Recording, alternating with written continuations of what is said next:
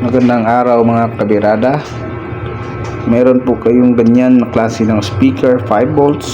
Ay share ko po sa inyo ang ginawa kong improvise ng speaker na to. Ginawa ko po siya na pwede pang solar at pwede ding i-connect sa 12 volts adapter, AC adapter mga kabirada. Kailangan lang natin yan at itong step down buck converter po mga kabirada, para pwede po natin siyang magamit sa AC at pwede rin natin magamit sa ating solar setup. Basta 12 volts output lang po. Yan po, naputol ko na po yung battery niyan. Ito pong wire na to ay sa battery po to dapat nakakonect, kaya pinutol ko kasi dito natin i-connect yan sa output ng ating buck converter. Maglalabas po yan ng 5 volts papunta po rito sa ating speaker. Ipapakita ko po sa inyo mga kabirada. I-connect natin sa ating AC output.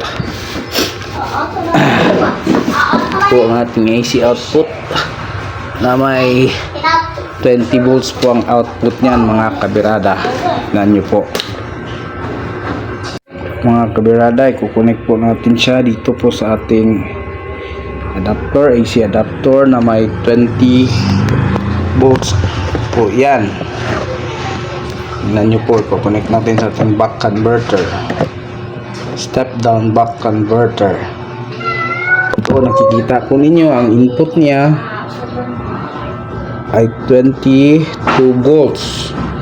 Ang output po niyan ay sinet ko po 5 volts mga kabirada. Yan, 5 volts po yan, para pwede i-connect dito sa ating speaker. Connect po natin mga kabirada.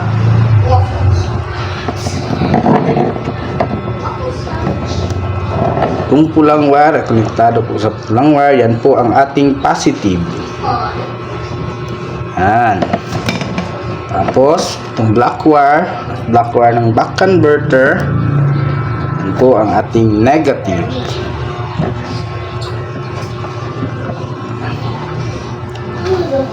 Yan mga kabirada, nakakonect na po.